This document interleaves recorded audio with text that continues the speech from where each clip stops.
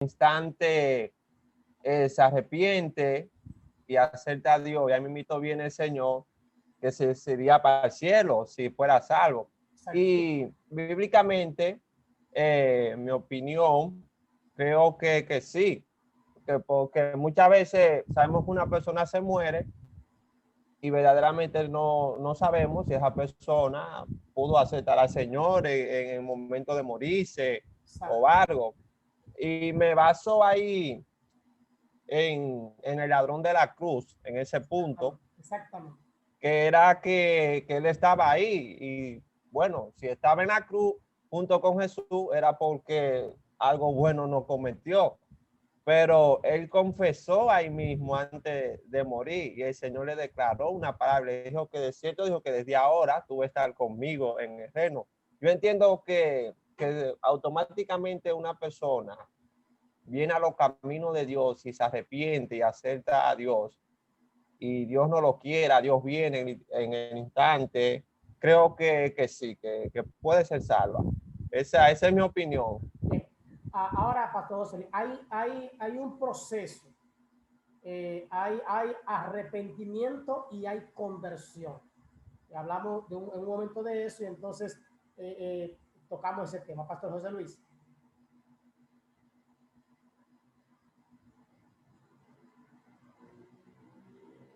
Pastor José Luis levantó la mano. Sí, amén. Dios le bendiga a todos. Amén.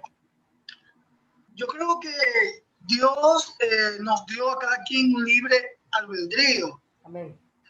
Desde la creación, desde que instaló el hombre en el paraíso. Yo creo que también eso depende de la salvación. Dios, de hecho, no condena a nadie, porque para eso Él vino, para que todos procedan a tener vida eterna y vida en abundancia. Pero eso depende del hombre, de su libre albedrío. Dice la Biblia en otro que Eclesiastés, aquí yo pongo en ti la Biblia muerta, tú escoges, o sea, es una elección tuya y mía. Si nos queremos salvar, pues vamos a ser obedientes, vamos a cumplir con el ministerio, vamos a hacer lo que Dios nos manda.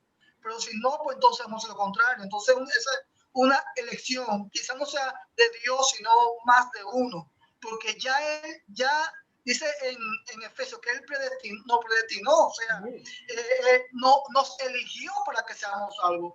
Y de hecho fue para eso que Jesús vino. Entonces creo que ya eso dependerá de nosotros, porque ya el regalo está, ya la salvación está, ya el sacrificio está, ya todo está hecho para que nosotros podamos ya obtener e ir al cielo.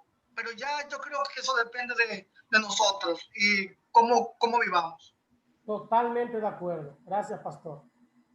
Amén. Hermano Hernández, dímelo. Santo. Sí, quería corroborar con lo que el pastor dice en base a eso. Ya la salvación está. En la cruz se dijo, consumado es. Amén. Ya Él tomó decisiones en base a quiénes somos en Él, en el lugar donde estamos, lugares celestiales. O sea, la salvación en un sentido ya, no sé, en un sentido como externo, a simple vista, ya conforma un 100% de nuestra decisión. Sí. En base a lo que Él ya dijo. Amén, así es. O sea, teniendo en cuenta de que no es por obra, sino por su gracia. Pero su gracia, oye, es un misterio tan grande. La gracia por encima de las obras, la gracia, un don, o sea, la salvación que ya dijo, ya. Solamente sigan, obedezcan mi palabra. Amén. Después de ahí, su gracia actúa automáticamente, en pocas palabras. Así es. Y como dice el pastor, va a depender mucho de nosotros. Estaba pensando que esto es como el hijo pródigo, hermano. Yo creo que el hijo siempre sigue siendo hijo. Y esto es a lo que hemos hablado. Ya Dios pagó por nuestra salvación. Ya, como Jesús dijo, consumado es. Yo pagué el precio. Hice lo que había que hacer. Él murió por todo el mundo. El hijo, aunque pida su herencia, el hijo, aunque se vaya lejos, nunca deja de ser hijo. pero no depende del padre el hecho de que el hijo disfrute de los beneficios otra vez. ¿De quién depende? Depende de que el hijo entienda su condición de pecado. Depende de que el hijo entienda la situación en la que está viviendo, y que no solamente la entienda, depende de que el hijo se arrepienta, y no que solamente se arrepienta, depende de que el hijo tenga una conversión o un cambio de vida o un cambio de dirección. No basta solamente con arrepentirse, tiene que haber una conversión. La Biblia lo dice: arrepentíos y convertíos, para que entonces ocurra que venga de la presencia del Señor tiempos de refrigerio. Entonces, el hijo no solo debe decidir cambiar de vida, no solo debe entender que está mal fuera de la casa de papá, él tiene que tomar la fuerza y caminar hacia la casa de papá y entrar a los atrios de la casa de papá. Y esto es lo que va a provocar entonces que haya un acercamiento otra vez entre el padre y el hijo. Pero el padre no se ha movido del lugar. El padre no se ha movido de un espacio. El padre siempre está ahí esperando que el hijo vuelva para bañarlo, para cuidarlo, para darle otra vez la autoridad que él siempre ha tenido en la casa. Y no para ponerlo como un empleado. Dios, dice la Biblia, a los que vienen a él les da otra vez el poder, la autoridad de ser hechos o llamados hijos. Hijos. Entonces, yo entiendo que así mismo es la salvación. Repito, Dios no está borrando. Por eso yo tengo mucho que no oro por los descarriados que vienen al evangelio. Yo no le pido a Dios que reinscriba su nombre en el libro de la vida, porque decimos que lo que Dios conoce es el futuro, que Dios sabe, que Dios conoce las intenciones del corazón del ser humano. Por ende, Dios conoce si alguien tiene un corazón sincero, contristo, humillado, y Dios sabe si dentro de la vida nosotros volvemos a él. Por eso no está borrando, borra ese, bórralo. No, yo no creo que Dios tenga un borrador en el cielo para estar borrando nombres cada vez que pecamos o cada vez que nos desviamos. Repito, hay gente que está desviado hace años dentro de la iglesia, y hay gente que no está dentro de una iglesia, pero que tiene cierto temor de Dios y tiene cierto cuidado en sus actuaciones, y que condenamos al que está afuera y alabamos al que está adentro, porque todavía está adentro por lo menos. Hermano, hay gente que está adentro que están peores que los que están afuera y que hacen más daño dentro que fuera. Hacen más mal dentro de la iglesia que fuera de ella. Y pues no quiero entrar mucho en ese tema, pero es así. Los pastores sabemos de qué hablamos y eso es un lenguaje que conocemos. Entonces, hablando de la doctrina de la salvación de Arminio y también de Calvino, ¿verdad? ¿En qué creen ellos? ¿Bien? Y en qué creemos nosotros y hacia qué parte con cuál nos identificamos. Amén. Algunos son de una, otros de otra, y algunos tomamos un poco de una y un poco de otra y armamos un muñeco. Así es que ya usted sabe. ¿Cuál es la naturaleza? Vamos a hablar de la naturaleza de la iglesia. Esta es realmente la doctrina cristiana en cuanto a lo que es la iglesia. Vamos a hablar de eso. Sabemos que la naturaleza de la iglesia es, ¿verdad? En el Antiguo Testamento la vemos como una asamblea. Como una asamblea. En Éxodo capítulo 12, versículo 16, cuando el Señor convocó asamblea. Cuando el mismo Moisés convocó asamblea. Porque era cuando todos se reunían para oír lo que Dios tenía que decirle o para oír lo que Moisés tenía que hablarle. También en Deuteronomio 9:10 y 10:4. también se conoce como una congregación, como una congregación. De ahí es que nosotros nos congregamos, nos mantenemos juntos en un grupo con un mismo pensar, con un mismo sentir. Algo que me gusta de las asambleas es que en una asamblea hay una voz cantante, pero tratan de ponerse de acuerdo, ¿verdad? Tratan temas y se ponen de acuerdo o discuten los temas, ¿verdad? En el Nuevo Testamento hay ciertas referencias. Los creyentes es una ciudad, los creyentes en una ciudad específica también se reunían. Lo vemos como por ejemplo la iglesia de los Gálatas, ¿verdad? Es una iglesia que se reúnen en un mismo espacio, en un mismo lugar, que tienen una misma creencia, que tienen una misma cultura, que tienen una misma forma de ser, que viven en sociedad y que por lo tanto, pues el evangelio se habla dependiendo del grupo social y cultural, ¿verdad?, en el cual se mueven. No fue la misma carta a Efesios que a los de Gálatas, ni tampoco que a la de los colosenses y a los tesalonicenses. ¿Por qué? Porque cada uno era una asamblea diferente, era una congregación diferente. Por ejemplo, yo tengo el grupo de los lunes, que tengo varios pastores ahí, ¿verdad? Aquí en este grupo, no sé si solamente tengo al pastor José Luis, pero si no es José Luis, la iglesia de José Luis, yo voy más suave, pero igual la congregación del pastor José Luis es de una manera y a lo mejor la congregación que yo pastoreo es otra congregación. Yo aprendí de un pastor muy respetado aquí en Santiago y a quien yo valoro mucho y en su momento ha sido mi mentor, ha sido mi ayuda, y es el pastor Oscar Arocha de la Iglesia Bautista de la Gracia, una iglesia muy grande aquí en Santiago. Y yo fui a tomar consejería con él pastoral y a escuchar lo que él podía enseñarme. También tomé una clase de homilética con él y yo le decía pastor, y un día me dijo, mira, yo no soy tu pastor, tú no tienes que decirme pastor, dime Arocha. Y yo, pero ¿por qué? ¿Qué pasó? Y me dijo, es que yo no soy tu pastor, porque tú tienes tu propia congregación y tus miembros pueden decirte pastor, porque cada pastor tiene sus ovejas. Y entonces esas son tus ovejas, tú no eres mi oveja.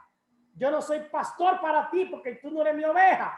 Tú eres, hay otro más que es tu pastor. Y yo digo, oh, pero eso tiene cierto sentido, es verdad. Entonces, los miembros del pastor José Luis, pues yo no soy su pastor, por lo tanto, no es obligatorio que me digan pastor, porque yo no soy su pastor. Dice la Biblia que las ovejas conocen a su pastor. Ellos conocen su voz y ellos lo siguen. Cada oveja conoce a su propio pastor. Entonces, ¿por qué? Porque se congregan en un mismo grupo.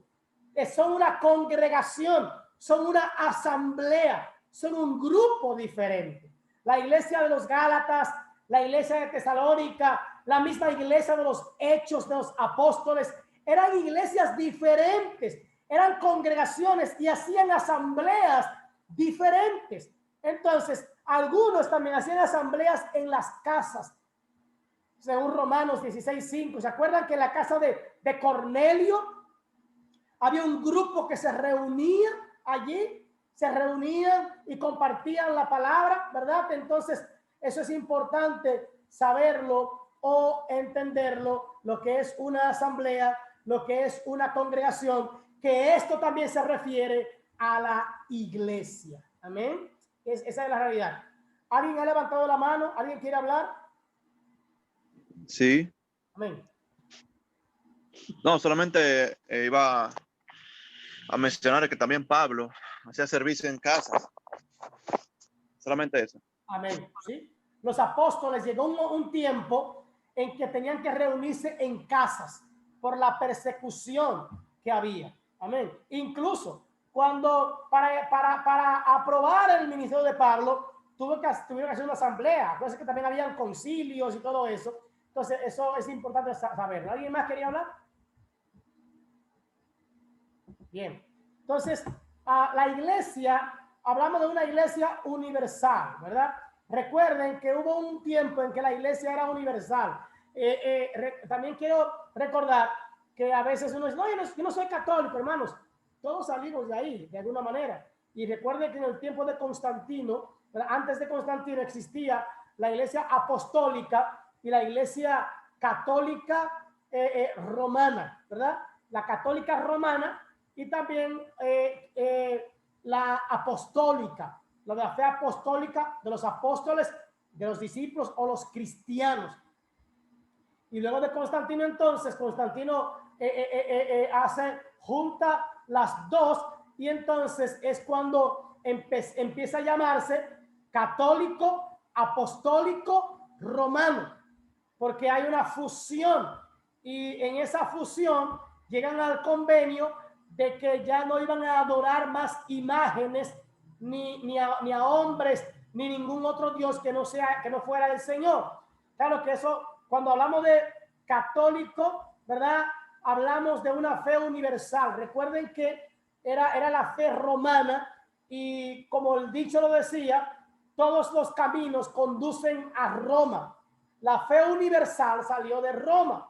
Entonces tenían ese poder, esa autoridad.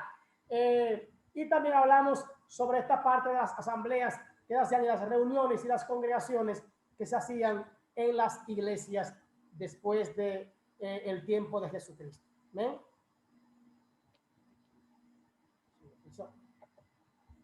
Bien. La descripción de la iglesia. A ver si entrando dentro. Bien. La iglesia también es llamada el pueblo de Dios. También es llamada el pueblo de Dios, la iglesia.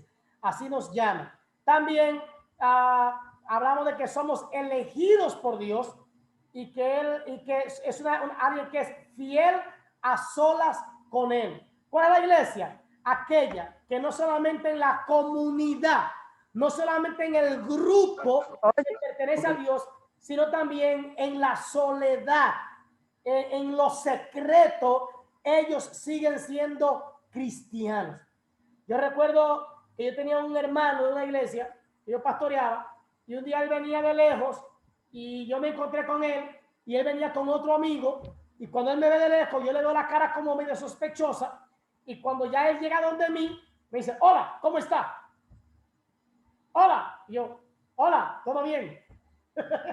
Sí, porque es cristiano, yo soy su pastor y él me saluda con un hola.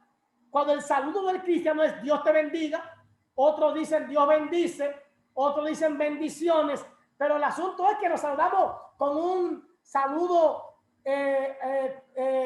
conocido, ¿verdad? Y ese hola, el cristiano que me dice a mí hola, yo creo que está medio descarriado, sinceramente que sí.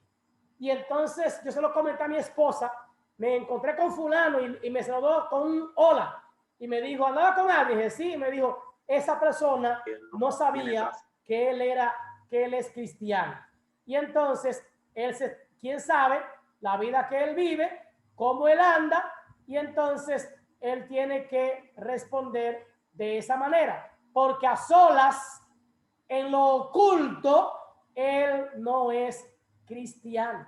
Amén. Entonces, yo debo ser cristiano donde me ven los hombres y donde no me ven. Yo debo ser cristiano cuando estoy en la iglesia y fuera de ella. Yo soy elegido por Dios, ¿verdad? Para serle fiel a solas y para serle fiel también, ¿verdad? Con la comunidad. Amén. Entonces, eso debo entender. La iglesia también es conocida como el cuerpo de Cristo. El cuerpo de Cristo que está bajo su autoridad. Pero la iglesia está bajo la autoridad de Cristo. La iglesia ha reconocido que Él es su Señor. Por eso alguien hablaba de que cuando alguien ya se arrepiente, ya es salvo. Yo quiero creer que hay un proceso de, claro, el ladrón en la cruz creyó, pero también él dio muestra de un verdadero arrepentimiento cuando él reprende al otro. La reprensión del otro hace entender que él estaba claro de quién era Jesús. Él estaba claro de que Jesús era un hombre bueno, era un hombre diferente. Y él quiere creer, él entiende que este hombre puede salvarlo, no de la muerte, sino podía salvarlo de la perdición eterna. Este hombre me parece que había oído hablar del Salvador del mundo. Y él entiende que Jesús es ese Salvador. Y él decide aceptar. Entonces, de ahí que él no necesitó de un bautismo, ni tampoco de 2 o 3 días para dar testimonio. No, el fruto que él dio fue esa defensa férrea para Cristo como su Señor. Entonces, la iglesia entiende que es el cuerpo de Cristo y que está bajo la autoridad de Cristo. No es solamente yo recibir a Cristo como Salvador, porque muchos quieren la salvación de Jesús. Muchos anhelan ser salvos, pero esa salvación viene acompañada de una obediencia o de una sumisión. No puede haber salvación sin haber obediencia o sumisión. Entonces, hay mucha gente que quiere ser cristiano, pero quiere vivir la vida a su manera. Hay mucha gente que quiere ser cristiano, pero quiere vivir la vida loca. Hay mucha gente que quiere ser cristiano, permaneciendo en el pecado. Yo decía ahorita, en un estudio que estaba dando a los hombres de mi congregación, los que vinieron hoy, yo les decía a ellos que yo conozco muchos cristianos que el día sábado no pueden entrar a un estudio que yo tengo, pero ellos bien pueden tomar ese día alcohol con familia o con compañeros, con vecinos y cosas así. Pueden emborracharse. Sí. Evangélicos que predican la palabra. Evangélicos que hablan de que Cristo vive, que Cristo viene, que Cristo salva. Evangélicos que también le dicen una mala palabra a cualquiera.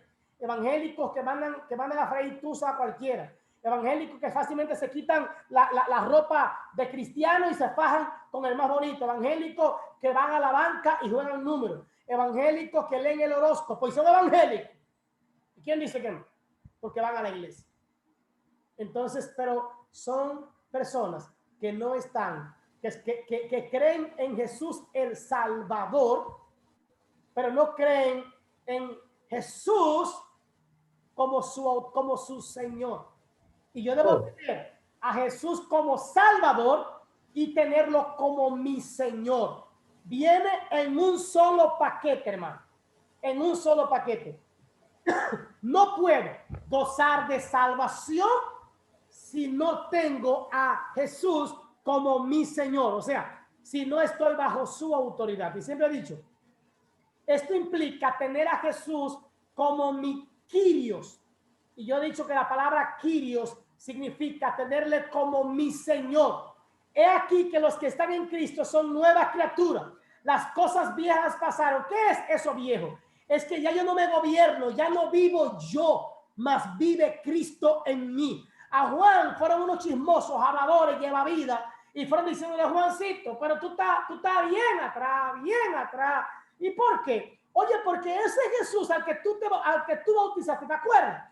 Ese Jesús que fue donde ti para que tú lo bautizaras, ahora anda él bautizando gente, ahora anda él que con discípulos, ahora anda él que él es el grande. Y entonces, ¿dónde quedas tú parado? Porque tú eres el bautista, tú eres el hombre del momento, tú eres el hombre oye, tú eres el último profeta, tú eres el hombre que está en el tapete allá arriba. Y este hombre te quiere tumbar, te quiere derribar.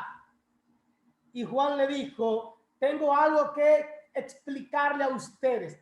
Mi trabajo ya ha terminado. Mi trabajo era de prepararle el camino a él. Es que ustedes no se recuerdan del mensaje del domingo que yo di ese día, ese domingo del bautismo de Jesús. Ustedes no recuerdan que yo dije que había uno del que venía, que yo no era digno ni siquiera de atar los cordones de sus tenis. Ustedes no se acuerdan que yo dije que yo a la verdad bautizo con agua, pero que ese iba a bautizar con Espíritu Santo y fuego. que ese tiene autoridad aún sobre mí. Pero yo lo dije en el mensaje del domingo, yo lo dije. Es más, yo recuerdo que ese día yo predicaba y decía, he aquí el Cordero de Dios que quita los pecados del mundo. ¿No se acuerdan del mensaje de ese domingo? No, no lo acordamos. Entonces le voy a dar un mensaje nuevo. Es necesario que yo mengüe y que Él crezca. En otras palabras, Él es el Señor de mi vida. Él es el que gobierna mi vida. Él es a quien yo debo darle todo lo que yo tengo es de Él. Yo debo darle cuenta a Él debo darle cuenta. Le dijo Juan a los que fueron a contar. Entonces, eso es. Él es mi Kyrios, Él es mi deidad, Él es mi Señor. Entonces la iglesia, como cuerpo de Cristo, no solamente debe buscar el favor de la salvación, sino que debe decirle, como dijo María, he aquí a tu siervo, haz conmigo como tú quieras. Entonces, tenemos que vernos como eso, como los que estamos bajo la autoridad de Cristo. Y Señor, tú quieres que yo vaya a tal lugar. Señor, tú quieres que yo este domingo falte al culto para irme para la playa. Señor, es tu voluntad que yo arranque para el río un día en el horario de culto. Dime, ilumíname, háblame. Porque es muy fácil decirle, Jehová, esta es la sierva que tú tienes para mí. Es muy fácil. Pero ¿por qué no le preguntamos, Señor, me invitaron a un paseo, mi familia me invitó a ir para el río? En este tiempo de calor, ¿es tu voluntad que yo vaya con mi familia al río? ¿O es tu voluntad que yo me congregue? Dime, ¿qué tú me tienes en el río y qué tú me tienes en la iglesia? Ayúdame a tomar. Dios, mira, esto es bueno. Hay dos cosas que son buenas. Yo quiero que tú me enseñes a elegir como tu siervo entre lo bueno y lo mejor. Ayúdame a elegir, porque es fácil elegir entre lo bueno y lo malo. Y aún ahí nos equivocamos. Pero es decirle a Dios, quiero estar sujeto, no a lo que yo quiero, no a lo que yo deseo, no a lo que yo anhelo, no a lo que a mí me gusta. Yo quiero hacer tu voluntad, aun cuando a mí me duela.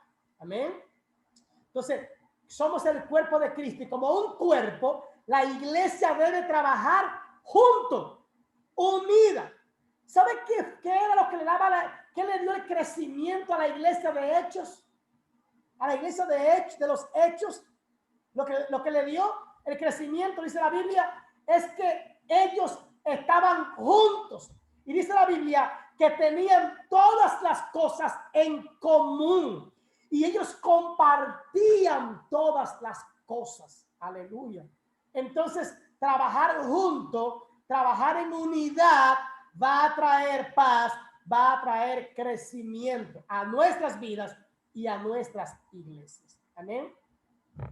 La iglesia es templo del Espíritu Santo. Somos el templo del Espíritu Santo. Yo siempre digo, es como si fuéramos una casa, hermano, es la casa.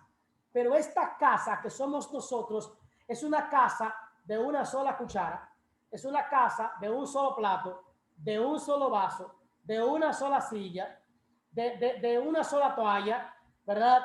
Es una casa que tiene una cama bien pequeñita donde no caben dos. O vive el Espíritu Santo en mí, o vive cualquier cosa que no sea el Espíritu Santo. Pero si hay mentira en mí, si la mentira vive en mí, entonces no puede vivir el Espíritu Santo en mí. No puede. Si en mí vive el engaño, la crítica, la murmuración, el odio, la raíz de amargura, si las obras de la carne viven en mí, entonces el Espíritu Santo no está en mí. No se puede estar en luz y en tiniebla al mismo tiempo. No se puede ser espiritual y carnal al mismo tiempo.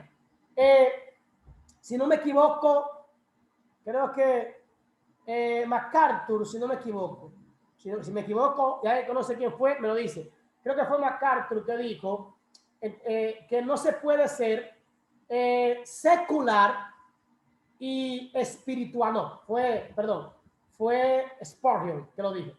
Spurgeon dijo, no se puede ser espiritual y secular al mismo tiempo. No compagina esto. No se puede ser secular y espiritual al mismo tiempo. O somos entes seculares o somos espirituales. Pero cuando yo soy espiritual, lo soy en el trabajo, lo soy en la universidad, lo soy en la escuela, en el liceo, lo soy en la calle, lo soy cuando me monto en el concho o en la guagua, lo soy cuando ando manejando en mi propio vehículo y alguien se mete y me hace un rebase mal o se mete y me hace la vida imposible. Yo soy espiritual donde quiera que me mueva y hasta durmiendo soy espiritual. Hasta durmiendo. Yo recuerdo que mi esposa en estos días estaba durmiendo, bueno, lógicamente al lado mío, porque es mi esposa. Y yo recuerdo que en varias ocasiones ella ha estado balbuceando como hablando en lenguas. Y yo, ¡hey, hermana! ¿En qué está usted ahí? Como hablando en lengua y hablando todo tipo de palabras raras. ¿Qué pasa? Me dijo. Y a veces ella me dice, estoy peleando una batalla. En sueño, hermano. Yo digo, wow, esta mujer mía es una santa hasta en los sueños. Es una santa hasta en los sueños. Esta mujer habla lengua hasta en sueños. Esta mujer lengua. Gracias, Jehová, por la santa que me diste. Entonces, es sencillo, hermano. Yo debo ser espiritual, cualquiera sea mi situación. No es que yo me quito la vestimenta de cristiano y me pongo de carnal. No puede ser así, hermano. No podemos ser seculares cuando nos conviene y ser espirituales. Recuerden que Pablo tuvo que reprender a Pedro porque con los gentiles Pedro era gentil y con los fariseos y los saduceos, con los de la iglesia, era otra cosa. Si somos cristianos, debe ser donde quiera que nos movamos. Donde quiera. No podemos ser en un lugar una cosa y en otro lugar otra cosa. O somos carnales o seculares o somos espirituales. O somos luz o somos tinieblas. Pero no podemos hacer las dos cosas. O sale de nosotros agua dulce o sale agua salada. Una misma boca que bendice y glorifica a Dios no debe ni puede maldecir a su hermano. Una misma boca que alaba a Dios no puede decir malas palabras. Y yo conozco muchos cristianos que se les zafa fácil un coño, se les zafa fácil una palabra como pipo, una palabra como maldito, desgraciado. Bueno, desgraciado no es una mala palabra. Es alguien que no tiene gracia, ¿verdad? Así que desgraciado no es una mala palabra. Pero se les zafan palabras. Yo he escuchado y dicen, mira, y le mandan mini mensajes gratis a la gente. Cristianos evangélicos mandando mini mensajes gratis. Cristianos evangélicos mencionando la mama a otro. Pastor, sí, cristiano. Yo conozco cristianos que han sacado colines para pelear con gente. Evangélicos. Los que dicen ser templos del Espíritu Santo. Y utilizan la Biblia que dice, no, porque Jesús se enojó y volteó mesas y viró sillas, hizo esto, lo otro. Ajá. No es lo mismo, hermano. No es lo mismo. Hay gente que dice, a mí me quedó este brazo afuera. Entonces, si te quedó el brazo, no fue el brazo realmente. Te quedó el corazón afuera. El corazón. Entonces, somos vivificados en el Espíritu. Si somos templo del Espíritu Santo, somos vivificados en el Espíritu. Y si somos templo del Espíritu Santo, somos unificados por el Espíritu. Maravillosos. Yo soy uno con el Espíritu Santo. Yo soy uno. Acuérdense de que yo decía que hay un paracletos aquí. Un paracletos. Yo soy uno con él. Él es uno conmigo. Y entonces yo me hago uno con mis hermanos. Amén. Y al ser templo del Espíritu Santo, yo fui llamado a vivir en santidad. Recordando que fui llamado a vivir en una santidad progresiva. Progresiva. Es una santidad que va ocurriendo en mi vida de a poco. Poco a poco yo voy viviendo conforme a la buena y perfecta voluntad de Dios. Amén. Están muy callados. ¿Algo que decir? ¿Algo que opinar? ¿Algo que refutar? Están en la libertad en este momento.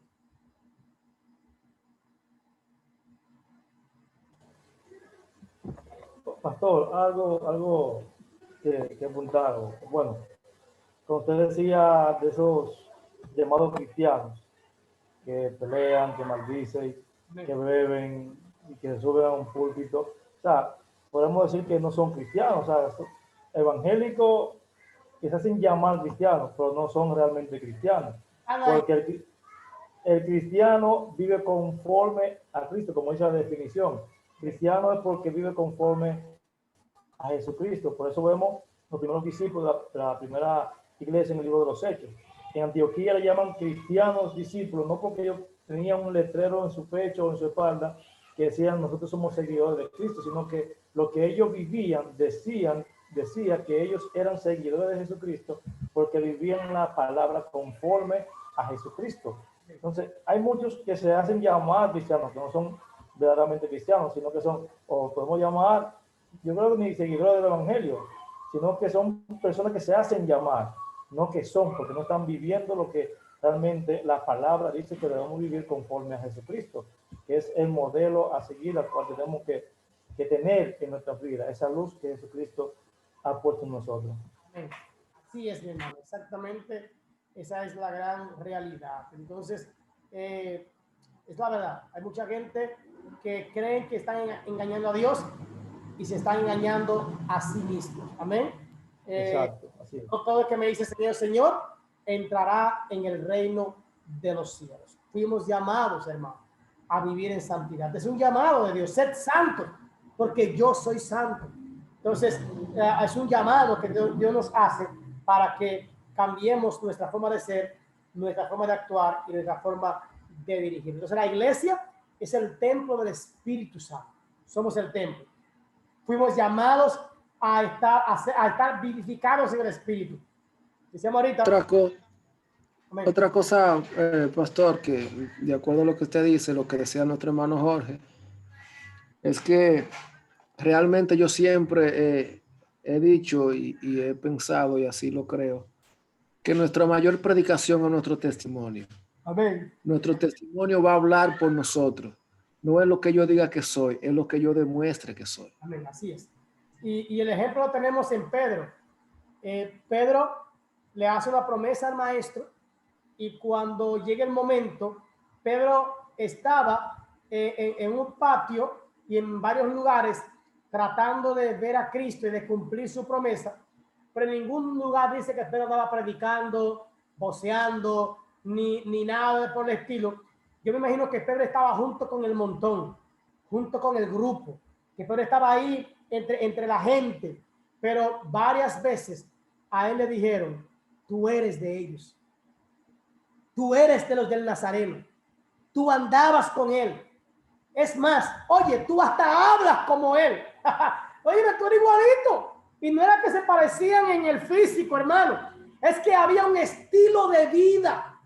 Y no hablo tampoco de vestimenta, no hablo de vestimenta. Era un estilo de vida, era un estilo de ser. Es que el cristiano tiene un carácter diferente. Cristo Jesús cambia el carácter del cristiano.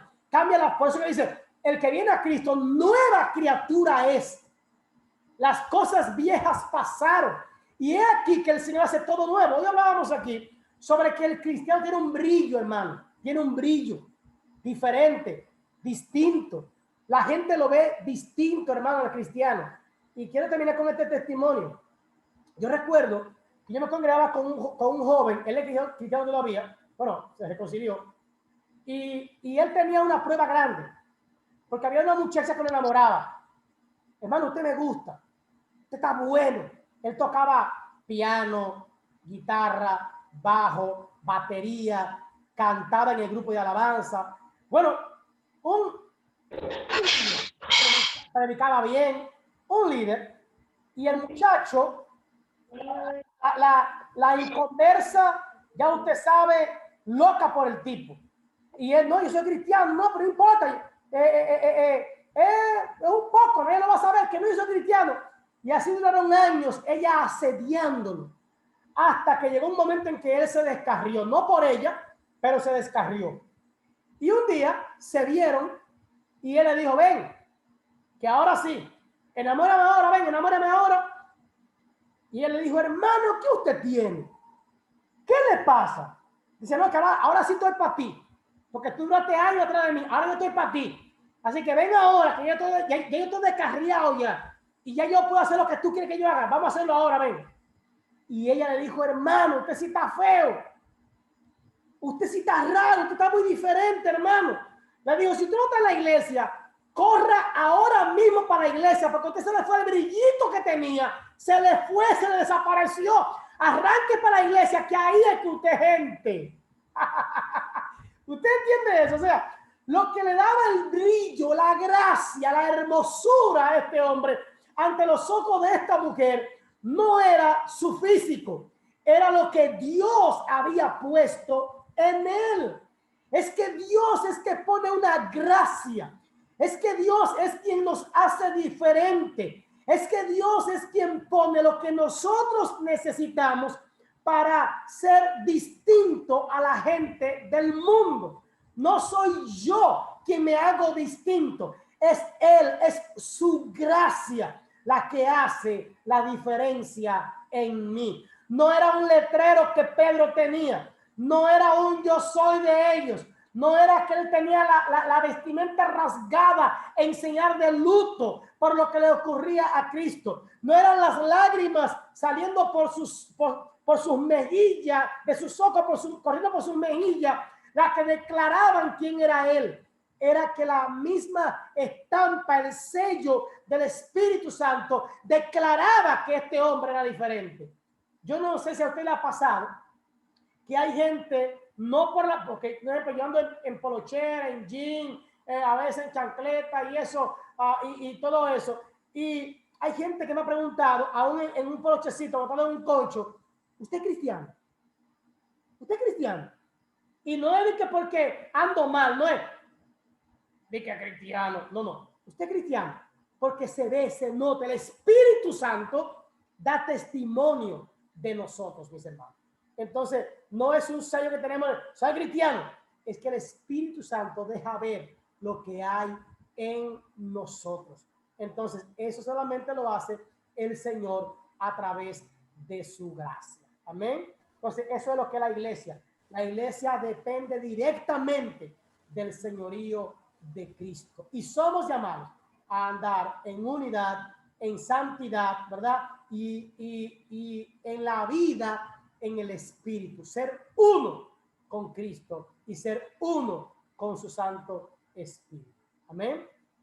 ¿Algo que añadir? Si no, lo contrario, pues ya estamos para culminar. Amén. Pastor, algo sencillo más.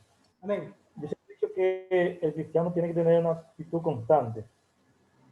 Una actitud constante. O sea, que lo que yo muestro en la iglesia es lo mismo que yo muestro fuera.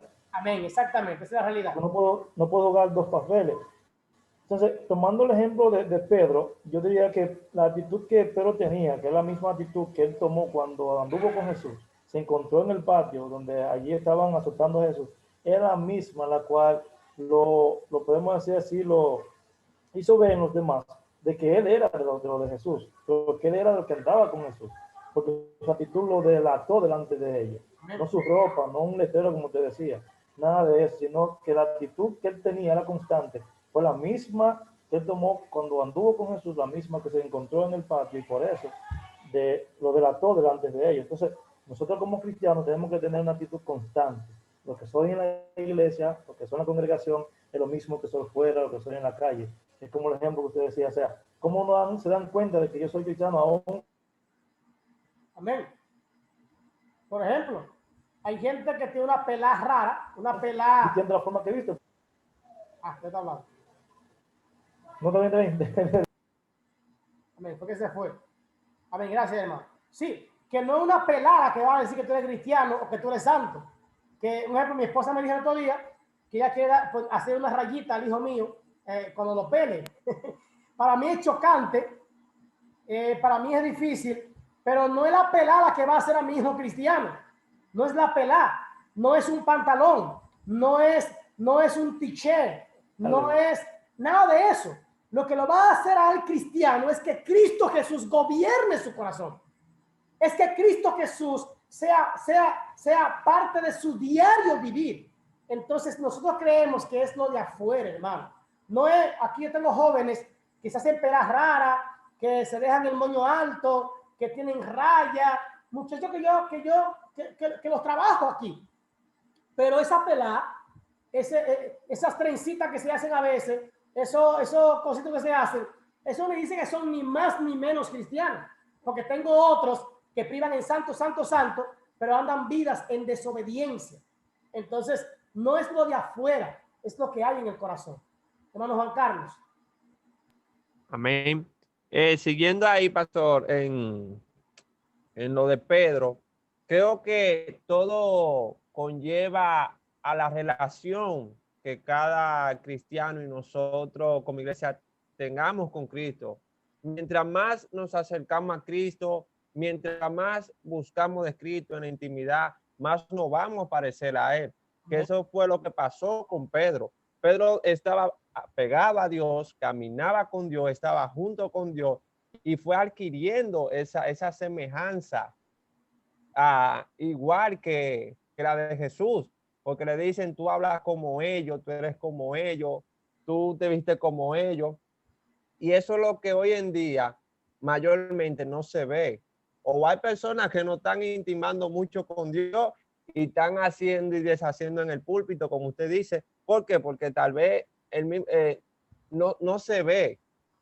Entonces, ¿qué pasa? Mientras más nos relacionamos con Dios, mientras más busquemos de Dios, entonces vamos adquiriendo, vamos obteniendo esa semejanza. Entonces ahí es que viene el Espíritu y comienza a revelar, comienza a manifestarse a los demás verdaderamente quiénes somos, porque es lo que dice la palabra. Lo que hacemos en oración, en secreto, se va a ver en público. Entonces, ¿qué va a hacer el Espíritu? Entonces va a testificar. Amén. No es que vamos a decir en la calle como un megáfono, yo soy cristiano, voy a salir diciendo, no, el mismo Espíritu va a comenzar a testificar verdaderamente quiénes somos. Y para terminar, vuelvo y digo, todo va a conllevar a nuestra relación y nuestra cercanía que tengamos cada día con Dios. Y yo voy a buscar, conforme a esa cercanía, voy a buscar agradar a Dios. Entonces, es que cuando veamos a alguien con un tatuaje, no lo señalemos ni creamos que no es cristiano porque tiene un tatuaje. Es que cuando veamos a alguien con una pelada media rara, ¿verdad? No y nos diga, yo soy cristiano, no, ok, yo te creo. Porque no es como tú te pelas, es como tú vives, es como tú glorificas a Dios. Yo siempre decía que la primera vez que yo vi a Jesse Willy, ¿verdad? El de Redimido, con un anillo que le llegaba, que le abarcaba 3 dedos, con un pantalón allá abajo cayéndosele, y la primera vez que lo vi con una pelata también con una raya, yo dije, ¿y este tigre es cristiano? Pero yo era un RT. ¿Y este tigre es cristiano? Y él dice que es cristiano. Y con su rayita ahí, y su pantalón por allá abajo, y con un poloché que no se le veía ni la mano. Yo decía, pues este tipo, cualquier cosa menos cristiano. Pero cuando este hombre hablaba la palabra, la hablaba con denuedo, con un temor de Dios, con una gracia sazonada, sus palabras con el Espíritu Santo.